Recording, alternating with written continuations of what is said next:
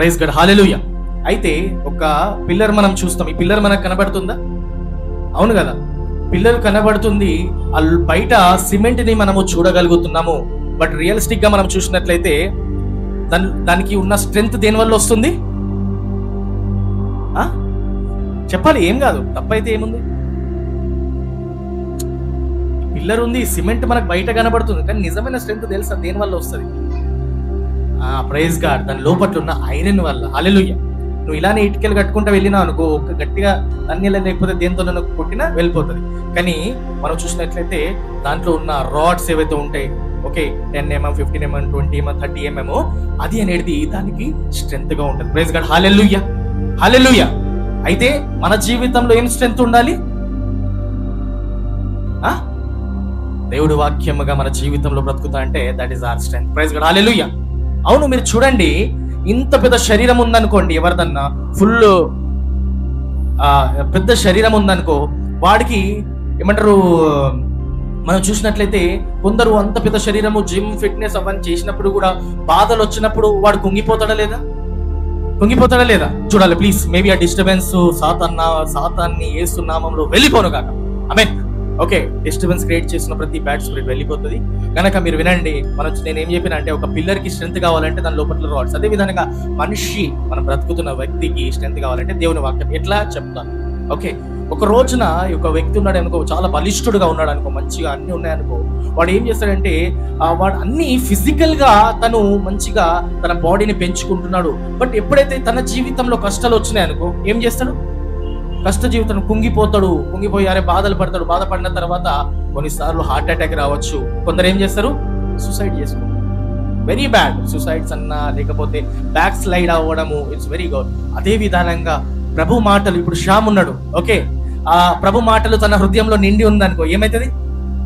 ఏముందిలే, ఈ జాబ్ కాకపోతే వేరే జాబ్ జాయిన్ అయిపోతా. అవునా లేదా? వేరేడు ఉన్నాడు అనుకో, మన బతికి ఏమవుతుంది, ఇది అది, నేను ఇది కట్టాలా, నేను రూమ్ రెంట్ కాడా, అది కట్టాలని వెళ్ళిపోతుంది. అందుకే క్రైస్తవులారుగా మీరు ఉన్నప్పటికీ కొన్ని మాటలు, దేవుని మాటలు ఉంటాయి. నేను సదాకాలము నేను చక్కగా ఉంచుతాను. ఈ యొక్క ప్లాన్స్ అనేది నేను హామీపరచడానికి కాదు, నిన్ను గొప్పగా చెయ్యడానికి అన్న మాట మనం చూస్తాం. యెరెమీయా 29:11 praise God, hallelujah. These plans are not to harm you but to prosper you అన్న మాట. Praise God, hallelujah. అదే విధంగా వేరేవాడు ఏమవుతాడు? అబ్బా ఇది అలా ఇది అని. సగం మంది కరోనాలో ఏ విధంగా చనిపోయింది? సగం మంది భయంతోనే చనిపోయారు అన్న థింగ్ ఉన్నది. చాలా వ్యక్తులు ఎంతో ఏజ్డ్ అయినా, ఎంతో హార్ట్ పేషెంట్స్ ఉన్న ఏమైతుంది, ఒక దగ్గు సర్ది లాంటిది అన్నట్టు థింగ్తో చాలా మంది బ్రతికిపోయారు. హల్లెలూయా, హల్లెలూయా. అదే విధంగా ఈరోజు నేను చెప్తున్నా ఏంటంటే, వాక్యం ఈజ్ వెరీ ఇంపార్టెంట్, ప్రాముఖ్యమైనది. నేను చాలా సీరియస్ గా ఉంటాను. నార్మల్ టైంలో ఓకే ఫైన్ నడుస్తుంది, కానీ వాక్యం అంటే చాలా ఉండాలి. బికాస్ దిస్ వాక్యం ఏదో నేను తీసుకొచ్చి యూట్యూబ్ లో లేకపోతే ఇక్కడ చదివేసి మీ దగ్గర చెప్పడం కాదండి. I do a personal research on it. కొంచెం సమయము, 1-2-3 అవర్స్ నేను మోకరించి ప్రార్థించిన తర్వాత ఆ వాక్యము తీసుకొని దాని గురించి, దాని లోతు ఏంది అన్న థింగ్ చూసుకుంటాము. ప్రైజ్ గాడ్, హల్లెలూయా, హల్లెలూయా. అందుకనగా మీరు చాలా బలంగా మీరు చూడాలి, వినాలి. ప్రైజ్ గాడ్, హల్లెలూయా. ప్రభువైన దేవుడు మీకు ఆ ఒక జ్ఞానం ఇవ్వును గాక. ఆమేన్. అదే విధంగా ఈరోజు ఎందరూ, ఇక్కడ ఉన్న ప్రతి ఒక్కరిలో ఎందరు అంటున్నారు that I am very strong with good, అంటే నేను దేవునితో చాలా లోతైన రిలేషన్ లో ఉన్నారని ఎందరూ చేయగలుగుతారు?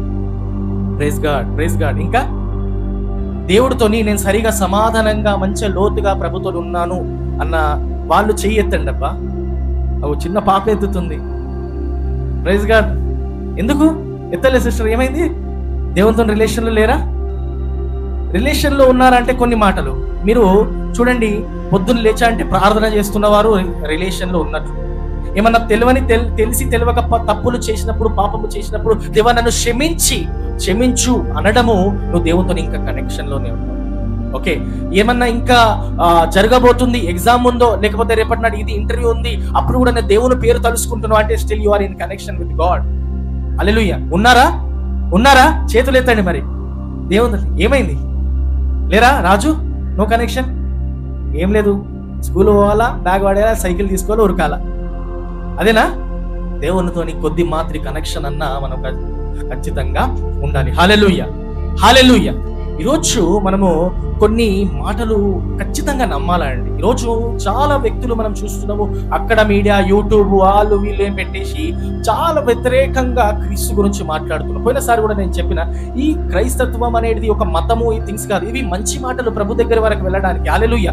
ఒక్క ఆయనని హామీ ఇచ్చారు, ఆయనని క్రీస్తు వారు ఏంటంటే నేనే మార్గము, సత్యము, జీవం అన్నాడు కనుక ఆయనని మనము వెంబాడిస్తున్నాం. Praise God. హల్లెలూయా, హల్లెలూయా. ఇంకా వేరే వ్యక్తిని చూపించండి, లేకపోతే ఎవరిని చూపించండి, మనం కూడా అక్కడికి వెళ్తాం. అవునా లేదా?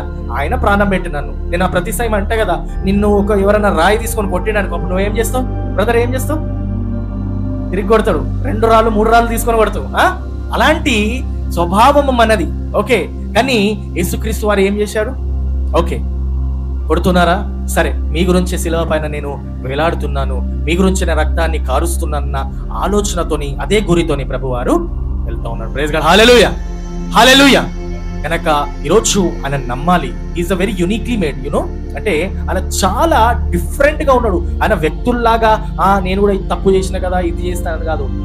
లైఫ్ లో, వరల్డ్ లో, బుక్స్ లో ఏ ఒక్కరు కూడా యేసుక్రీస్తు పైన నువ్వు ఈ తప్పు చేసినావు అన్న ఎవరు కూడా నిరూపించలేరు.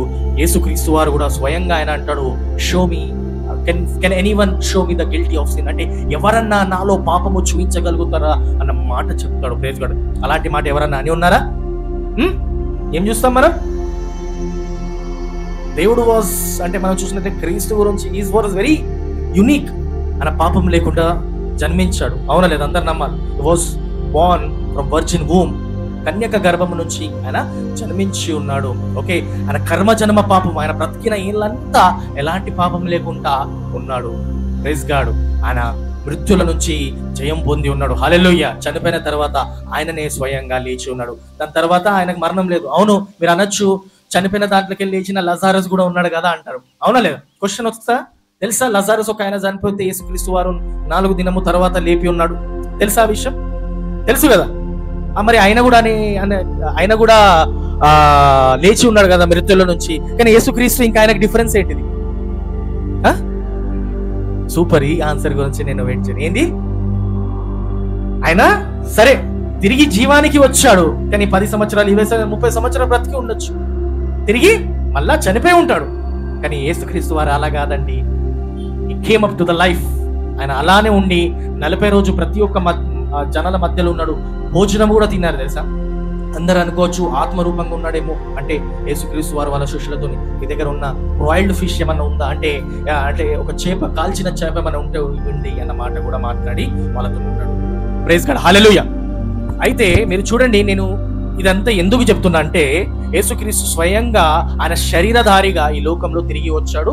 శరీరధారిగా అందరి మధ్యలో, అందరి ముందు పైకి వెళ్ళి ఉన్నాడు. హల్లెలూయా. దిస్ ఈస్ వాట్ ద స్వార్థ ఈస్. ఆయన నామంలో నమ్మి, ఆయన నామంలో మనం బాప్తిజం పొందుకొని ఉంటేనే మనము పరలోకానికి వెళ్తాం. Praise God. Hallelujah, hallelujah. నేను ఊకే అంటా ఉంటాను కదా రిపీటెడ్లీ, ఒక ఎగ్జామ్కి వెళ్ళాలి అనుకో, ఓకే నువ్వు 10th క్లాస్ స్టూడెంట్వే, నువ్వు స్కూల్ స్టూడెంట్వే, ఓకే నువ్వు స్కూల్కి ఎగ్జామ్ రాయడానికి 10th ఎగ్జామ్స్ నడుస్తున్న SSC, నువ్వు స్కూల్ స్టూడెంట్గా వెళ్తావు. కానీ వాళ్ళు ఏం అడుగుతారు? నేను ఏం చూయించమంటారు? ఎందుకు? నువ్వు 10th స్టూడెంట్వే, మా స్కూల్ వాడివే, మన స్కూల్లోనే సెంటర్ పడ్డది, but still they won't allow. ఎందుకు? హాల్ టికెట్ లేదు, నా దగ్గర లేదు, రేపు తీసుకొస్తా, మర్చిపోయినా అదంటే నేను లోపల రానిస్తాడా? రానియరు. అదే విధంగా బాప్తిజము లేని ఆత్మ కూడా అదే విధంగా ఆగిపోతుంది. ప్లీజ్ దయచేసి క్రీస్తు మాటను విని క్రీస్తులో మనం ఉంటున్నాము దేవునికి తెలిసిన తర్వాత బాప్తిజం తీసుకోకపోతే ఇట్స్ అ వెరీ బ్యాడ్ అండి. ఖచ్చితంగా మీరు స్వయంగా యేసుక్రీస్తుని అంగీకరించుకున్నాడు అనుకోండి, ఖచ్చితంగా అవును ఈయననే నిజమైన దేవుడు, ఈయన సర్వ సృష్టికర్త, మా గురించి ప్రాణాన్ని పెట్టి ఉన్నాడు, మేము పాపంలో పడి ఉండేవాళ్ళం, మేము నరకంలో పడుతుంటే మేము, కానీ యేసుక్రీస్తు ఆయన ప్రాణాన్ని కార్చి, ఆయన రక్తాన్ని కార్చేసి మన గురించి పాపం నుంచి విడుదల మనం చేసింది కనుక మీరు నమ్మిన ఎడల మీరు ఖచ్చితంగా బాప్తిజము తీసుకోవాలని నేను కోరుకో. Praise God. Hallelujah, hallelujah. ఈరోజు సింపుల్గా అపోస్తులలో నేను ఒక స్టోరీ చెప్తాను. నిజంగా చాలా ఎవరైనా చెప్పి ఉన్నారో లేదో కానీ వెరీ బ్యూటిఫుల్ స్టోరీ. ఓకే, మనం ఈరోజు 2 వ్యక్తుల గురించి నేను మాట్లాడతాను. ఓకే, ఒక దగ్గర నేను విన్నాను ఈ మాట, నేను చెప్తాను. చెప్పాడు, చాలా బ్యూటిఫుల్ గా వచ్చింది. మీరు చూడండి, 2 క్రైస్తవులంలో, క్రిస్టియన్లోనే 2 టైప్స్ ఆఫ్ పీపుల్ గురించి చెప్తాను. ఎంత టైప్స్? 2 టైప్స్. 1 టైప్ ఏంటంటే, ఇప్పుడు మీకు మీ ఇంట్లో ఏదైనా పని జరుగుతుంది, ఇంట్లో ఏదైనా పని జరుగుతుంది అనుకోండి, అప్పుడు ఏం చేస్తారంటే ఒక కూలివాడు కావాలా, మేస్త్రి కావాలనుకోండి, అప్పుడు ఏం చేస్తారు బ్రదర్? ఏం చేస్తాం? ఒక కూలివాడు కావాలని అడ్డాకి వెళ్తాం, వాళ్ళు కూర్చునే దగ్గరికి వెళ్తాము, నాయనా ఇగో ఈ పని ఉంది, ఈ గోడ కట్టాలి, ఎంత ఎంత అంటే వాడు మాట్లాడు, సార్ 1500 అంటారు, నువ్వు అంటావు 1500 కాదు 1200కి ఇస్తా అని ఆయనతోని సగం పైసలు ఇచ్చేసి పని చేయించుకుంటావు, సాయంత్రం వరకు అయిపోయిందనుకో సగం పైసలు ఇస్తావు, పంపుతావు. ఈ యొక్క వ్యక్తి ఒకలాంటివి. ఇంకొక వ్యక్తి ఏంటంటే నాకు పరిచయమే, నమస్తే సార్, నమస్తే అన్న, బాగున్నావా, అట్లాంటి అన్నాడు. మన చర్చ్ సంఘస్థుడే లేకపోతే మనకు తెలిసిన వాడు, చాలా మంచి వాడు వచ్చేసి అరే ఏం జరుగుతుంది, పని జరుగుతుందా అన్న మాట అంటాడు. అన్నప్పుడు అవును నాకు కూడా వచ్చు కదా, నేను కూడా మేస్త్రి పని ఎంతో చేసినా కదా అని ఏం చేస్తాడంటే ఏదో చిన్నగా ఆయనకు సిమెంట్ అందేయడము, మాల్ కలపడము అవి చేసేసి వెళ్తాడు. ఇప్పుడు మీరు చెప్పండి, ఇద్దరు డిఫరెన్స్ ఏంది? ఇప్పుడు ఫస్ట్ వాడు ఎక్కడి నుంచి తీసుకొచ్చి ఆయనకి పని చేయించుకొని పైసలు ఇవ్వడము అది న్యాయం. సెకండ్ వ్యక్తి తెలిసిన వాడు గనక ఈయన పిలవలేదు, ఈయననే వచ్చాడు, నేను ఇట్లా హెల్ప్ చేస్తా అన్నాడు, మళ్ళీ కూర్చొని నాకేమైనా పైసలు ఇస్తాడో లేదో నువ్వు ఆలోచిస్తున్నావు. ఆలోచన తప్పా మంచిదా? నిన్ను పిలిచిండు ఆయన, నువ్వే వచ్చినావు, నాకు ఈ పని వచ్చు ఆ పని వచ్చు అని చేసినావు, కొంచెం ఏదో హెల్ప్, దాని తర్వాత నువ్వు అది ఆశపడము మంచిదా? అదే విధానంగా మనము చూస్తున్నాం ఈ రోజులలో. దేవుడు ఎన్నుకోబడి ఆ దేవుడు ఎన్నుకొని నిన్ను నిలబెడుతున్నాడు, నువ్వు దేవుని గురించి తెలుసుకుంటున్నావు, అప్పుడు నీ జీవితం వేరే తీరు ఉంటది. అదే విధానంగా ఏదో మధ్యలో వచ్చేసి అందరు దేవుళ్ళు ఒకటే కదా, ఈయన కూడా ఒకటే అని నువ్వు నమ్మినావు అనుకో, దట్ ఈస్ డిఫరెంట్ అండి. That doesn't have strength. ఎట్లయిపో తెలుసా? ఫస్ట్ వన్ లాగా మనం అయిపోతాం, సెకండ్ వన్ లాగా మధ్యగా వచ్చేసి అవును నేను కూడా నమ్ముతా ఇచ్చేస్తాను అన్న వ్యక్తిగా అయిపోతాడు. అదే సంఘటన మనం ఇక్కడ చూద్దాం. ఇద్దరు వ్యక్తుల గురించి చేస్తాము మనము. ఒకసారి మనము అపోస్తులు 8వ అధ్యాయం మనం చూద్దాం. అపోస్తులు 8వ అధ్యాయం చూద్దాం. మొత్తం ఒక స్టోరీ మనకు అధ్యాయం కంప్లీట్ చేసుకుంటాం కనుక మైక్ లో చదవాలి. అపోస్తులు 8వ అధ్యాయం అందరు తీయాలని కోరుతున్నాను. 9వ వచనము ఒకసారి చదువుదాము. 9వ వచనం నుంచి మనం ఒక చదువుదాము. సీమోను అనే ఒక మనుషుడు, చాలా జాగ్రత్తలు వినాలా.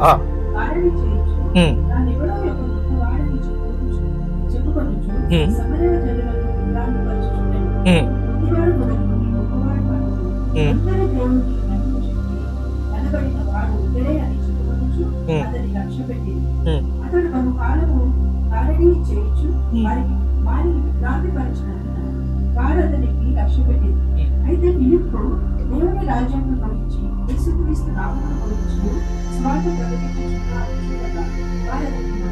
పురుషులను స్త్రీలను బాప్తిసము పొంది, అప్పుడు సీమోను కూడా నమ్మి బాప్తిసము పొంది ఫిలిప్పును ఎడబాయకుడు సూచన క్రియలను గొప్ప అద్భుతములను జరుగుతారు. చాలు ఇక్కడ మీరు చూడండి, మీకు అర్థమవుతుందో లేదో కానీ ఇక్కడ ఏమైంది, ఇక్కడ సీమోన్ అని ఒక వ్యక్తి ఉన్నాడు.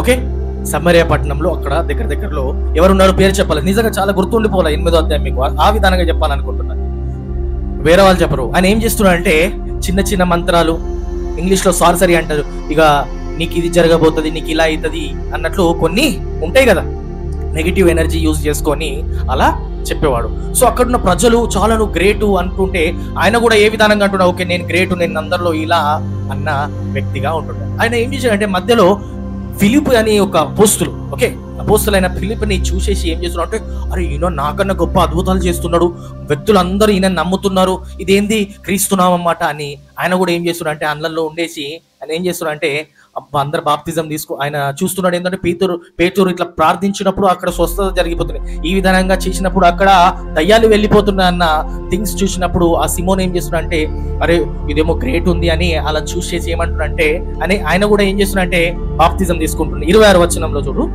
26వ వచనం, సారీ 26 అంట, ఇక్కడ 16th వర్స్.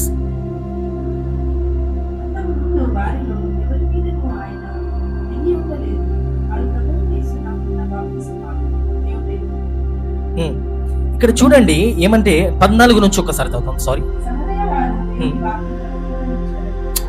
13వ వచనం, మ్యామ్ రియల్లీ సారీ, 13వ వచనం ఇందులో ఉంది.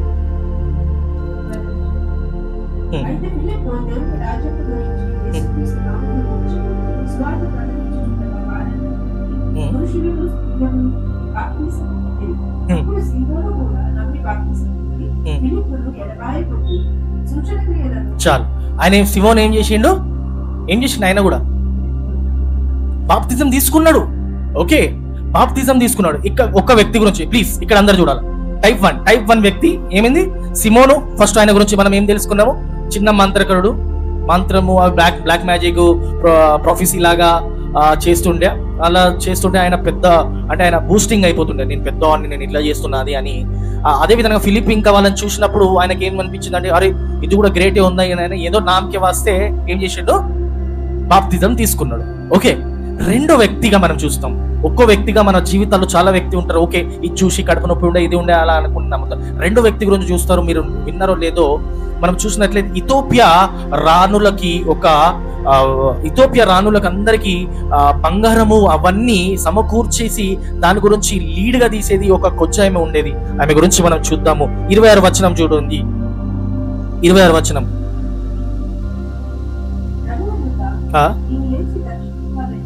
ప్లీజ్ జాగ్రత్త చూడండి, గట్టిగా చదవాలి.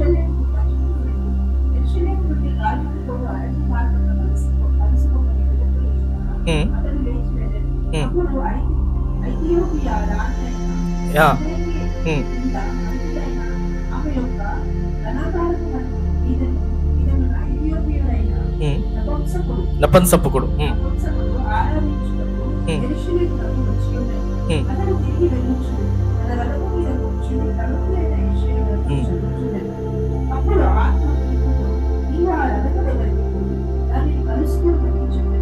చెప్పింది. 34 వచనం, 34 నుంచి చదువుతాం ఇప్పుడు. అప్పుడు నపంసపుకుడు ప్రవక్త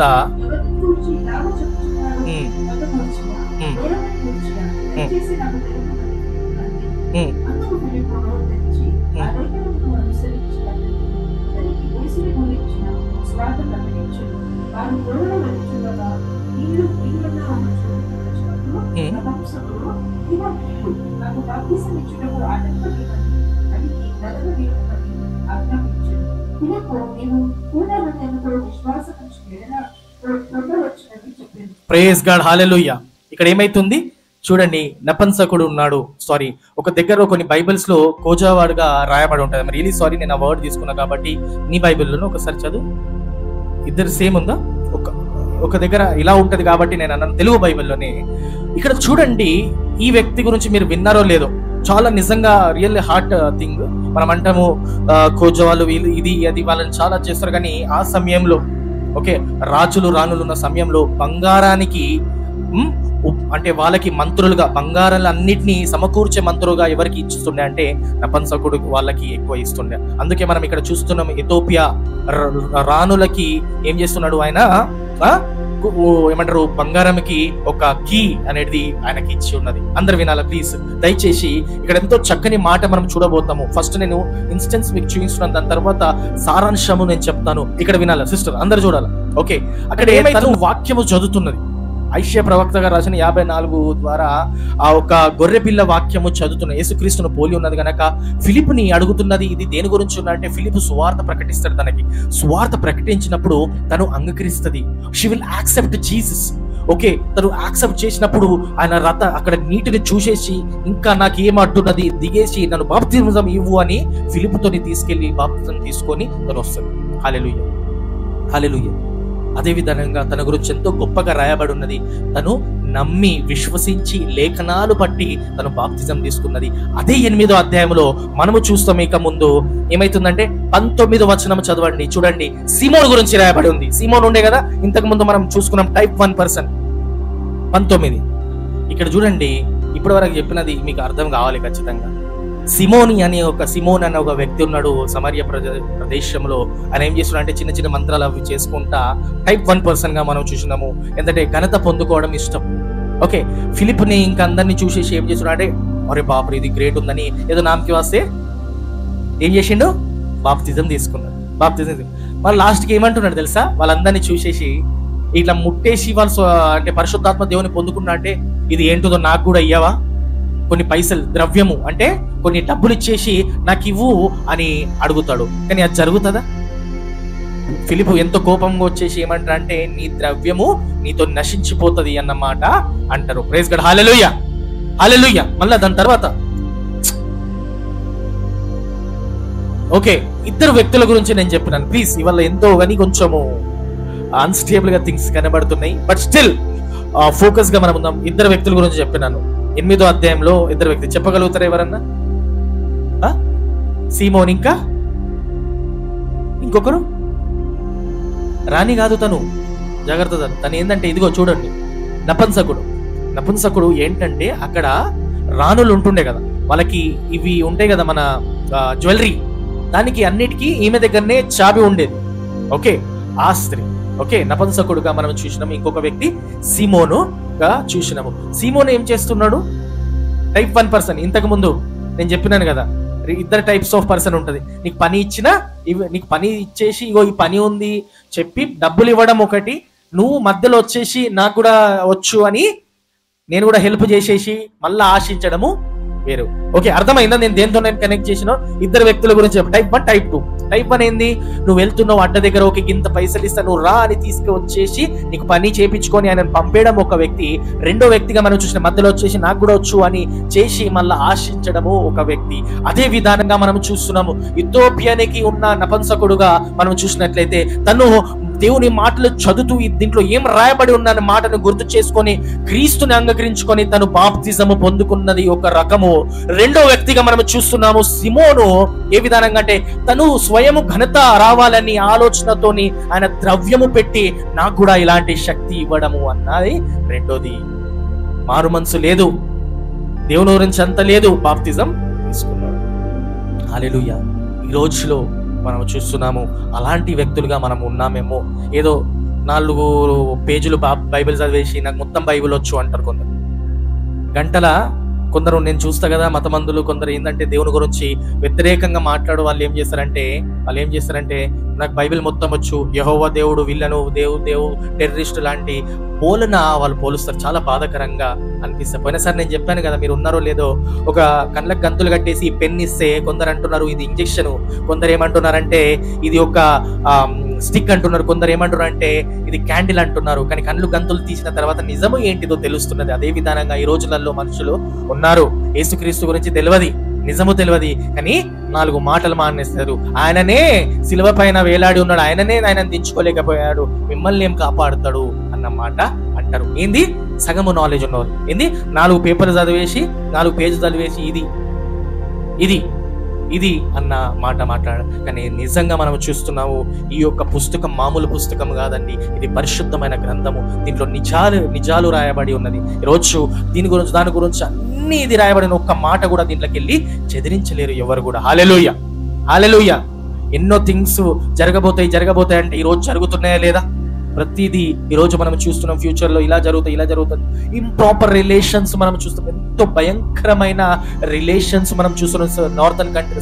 వెస్టర్న్ కంట్రీస్ లో, రష్యన్ కంట్రీస్ లో ఎంతో ఇల్లీగల్ రిలేషన్స్ జరుగుతున్నాయి.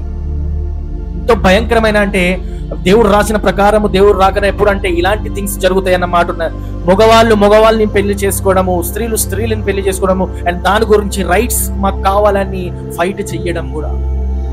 ఒక దగ్గర ఒక పెద్ద స్థలం ఉంటదట, అందరూ ఓన్లీ జెంట్స్ కలుసుకుంటారట. అంత భయంకరమైన పరిస్థితి ఈ లోకంలో జరుగుతున్నాయండి. అలాంటిది God doesn't support the unnatural things. Natural things కి దేవుడు సపోర్ట్ చేస్తాడు, కానీ న్యాచురల్ కాదు. He has some rules, he has some regulations, he has some condition.